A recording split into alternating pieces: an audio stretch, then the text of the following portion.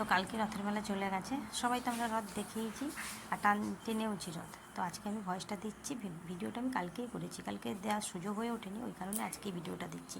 তো ছোট্ট আমাদের ঘরের রথ দেখো, প্রথম এই বছর ফার্স্ট হলো, প্রথম এই বছর হলো রথটা, মানে ও নিয়ে এসছে কলকাতা থেকে, রথটাকে সাজিয়েছে এনে।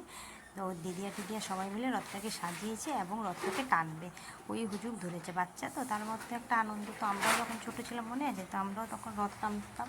তো কে টানতে জানি না, তখন আমরা ছোটো ছিলাম, যে এত বড় রথ না, কিন্তু আরও ছোটো ছোটো রথ নিয়ে আসবো, সে কাঠের রথগুলো যে বিক্রি হয়, আর জগন্নাথ ঠাকুর নিয়ে এসে খেলবো, আমাদের একটা নেশা ছিল প্রত্যেকের তখন। এখন বড় হয়ে গেছে বলে এখন আর মনে হয় না। তো এখন দেখো, মানে এই রথটা খুব একটা কিন্তু ছোটো নয়, ওর তুলনায় যথেষ্ট বড় রথটা। তো সাজিয়েছি, দেখতেও সুন্দর লাগছে, আমরা সবাই টেনে নিয়ে যাচ্ছি রথটাকে।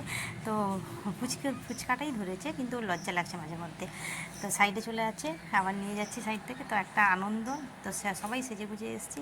যাই হোক, রথের মেলা যাবো বলে কথা, আর বাড়িতে রথ হচ্ছে বলে কথা। তো আমাদের দুটো বাড়ি, একটা বাড়ি থেকে আরেকটা বাড়ি যাচ্ছে, যারা আমার কন্টিনিউ দেখো পেজটা তারা জানো আমার দুটো বাড়ি।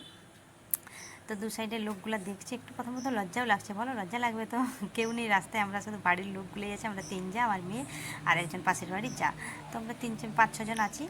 তো সবাই সেজে গুজে যাচ্ছি রথ নিয়ে। তো এটা কিন্তু আবার উল্টো রথে ব্যাকে আসবে এ বাড়িতে, কদিন আমার কাছেই থাকবে ওই রথটা, বললো বড় মা তোমার কাছে থাকবে রথটা, তো আমি বললাম হ্যাঁ নিয়ে আসুক, ওই রথটা আমার কাছেই থাকলো কদিন, আবার কিন্তু উল্টো রথে ব্যাকে আসবে।